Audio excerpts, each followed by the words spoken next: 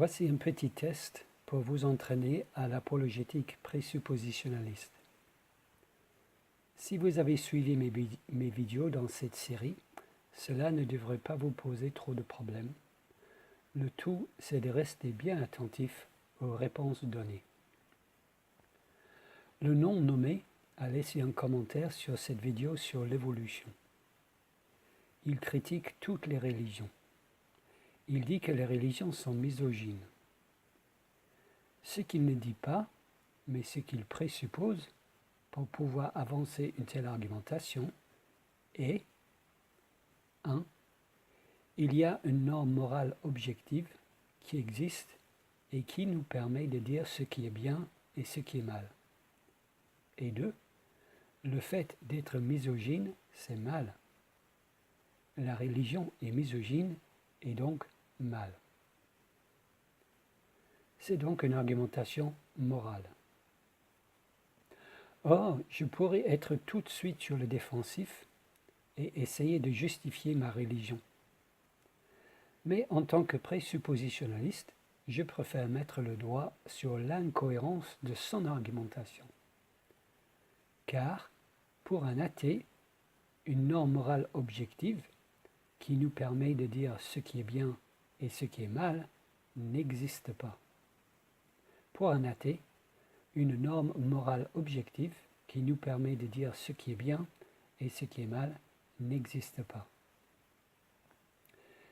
Lisez bien ces réponses et vous verrez qu'à un moment donné, il va se contredire. Soyez attentifs à ces réponses et vous verrez qu'à un moment donné, il va se contredire. Vous êtes prêts? C'est parti. Le non-nommé dit « Toute religion est misogyne ». Je réponds « Mais la misogynie, c'est bien, selon l'évolution, non ?» Il répond « C'est mal, c'est bien. Faudrait demander à la femme violée, elle doit connaître la réponse. » Je réponds « Parce que vous croyez que le lion demande le consentement de la lionne. Le mal et bien n'existe pas. C'est l'évolution. C'est comme ça. Pour un athée, d'insinuer que la misogynie est mal est absurde. » Il répond, pour sola gratia, « Je ne suis pas un lion, vous non plus. Le mal n'existe pas. Vous n'avez jamais souffert des dents. Les athées, parce qu'ils sont athées, devraient être misogynes. Quel est cet étrange langage ?» Je réponds, « Je vous explique. En affirmant « toute religion est misogyne », vous insinuez que la misogynie est mal sur le plan moral, que c'est mal moralement de détester les femmes et que c'est bien moralement de respecter les femmes. Bref, vous avancez une argumentation morale pour réfuter la religion. Ma question est donc, d'où sortez-vous cette norme morale? Si nous sommes des animaux, des produits hasardeux de l'évolution, d'où sortez-vous cette norme morale?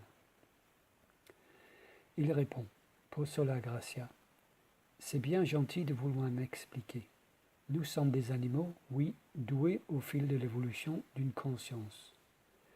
D'où vient-elle? Je suis comme vous, je n'en sais rien. La misogynie, c'est mal. La générosité, c'est bien.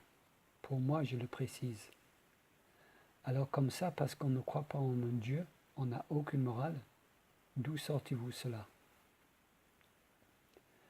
Je réponds, je ne dis pas qu'on n'a aucune morale quand on ne croit pas en Dieu. Je dis, et ce n'est pas la même chose, que vous n'avez aucune justification objective de cette morale. Ce qui est mal pour vous, taper une femme par exemple, peut être bien pour un musulman qui suit le Coran. Le problème est, quelle est votre norme objective qui vous permet de dire que la misogynie est mal pour tout le monde dans tous les temps?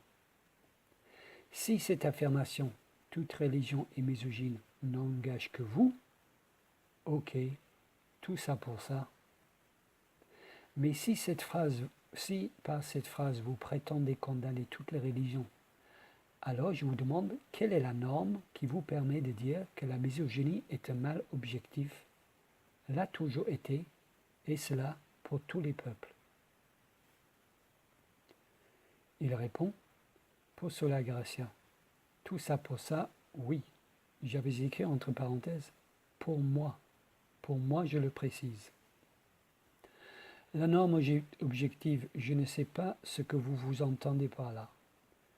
Mon affirmation n'engage que moi et je l'applique à toutes les religions, puisque toutes méprisent les femmes.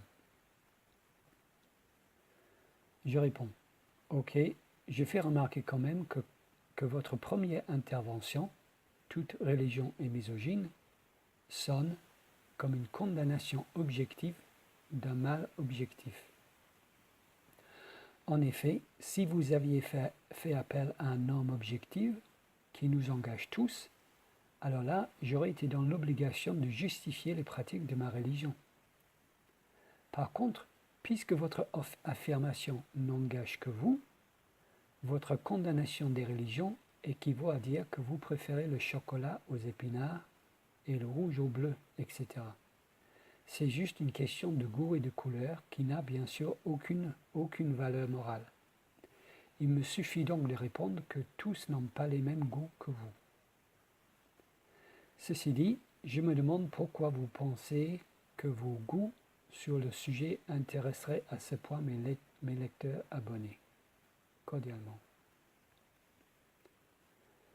Il répond 1. Toute religion est misogyne est bien une condamnation objective ou subjective. 2. Les pratiques d'une religion, franchement, ça peut se justifier? Je ne le pense pas. Permettez-moi de défendre mon ami Giordano Bruno, qui a été brûlé par l'Église catholique. 3. Tous n'ont pas les mêmes goûts que moi. C'est marrant, je le savais. 4. J'ignore si je passionne vos abonnés. Je pensais juste avoir la liberté de donner mon sentiment subjectif, j'imagine. Je réponds. Vous vous trompez de cible. Je ne suis pas catholique, en référence à Giordano Bruno. Je condamne donc avec vous l'Inquisition, les croisés, la corruption papale, la pédophilie des prêtres, etc.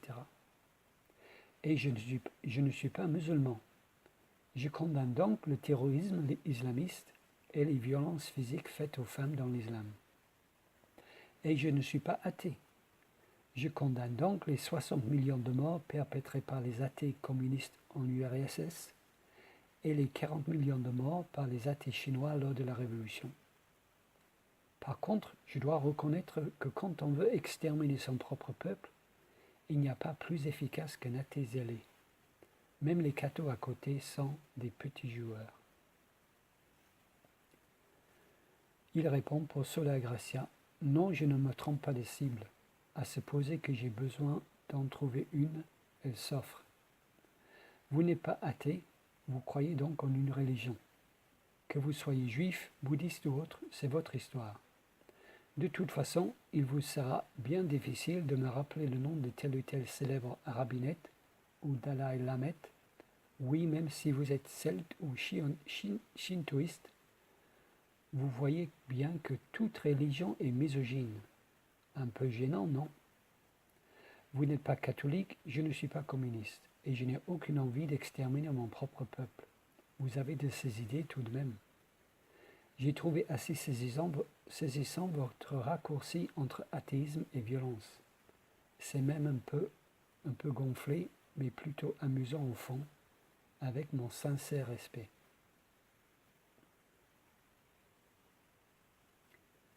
Vous l'avez vu? Ici, il se prend les pieds dans le tapis. Avec ce commentaire-là, il se prend les pieds dans le tapis. Vous l'avez vu ou pas? Si vous ne l'avez pas vu, relisez encore une fois ce commentaire.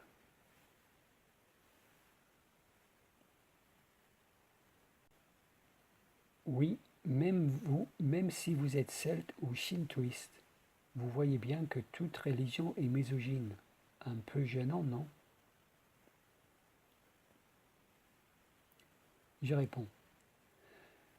Je le cite, vous voyez bien que toute religion est misogyne, un peu gênant, non? Pourquoi gênant? Pourquoi gênant? C'est marrant, vous donnez l'impression ici que vous faites appel à une norme objective qui m'engage, une norme qui s'impose à vous et à moi, et que je devrais être gêné de ne pas respecter. Je ne vous suis plus. Rappelez-vous que vous avez dit vous-même que vos avis ici n'engagent que vous. Vous avez déjà oublié? Vous aimez le rouge? Je préfère le bleu. Pourquoi est-ce que c'est gênant? Pourquoi devrais-je être gêné de ne pas aimer le rouge comme vous? C'est vous la norme objective que nous devons tous respecter? Soit il y a une norme objective que je dois respecter et que je ne respecte pas, et donc je dois être gêné, soit vous avancez votre avis perso ici, et donc il n'y a vraiment aucune raison pour moi d'être gêné. Vous êtes très confus. Et oui mes amis, le relativiste, comme le nom est ici, le relativiste s'exprime toujours en termes absolus.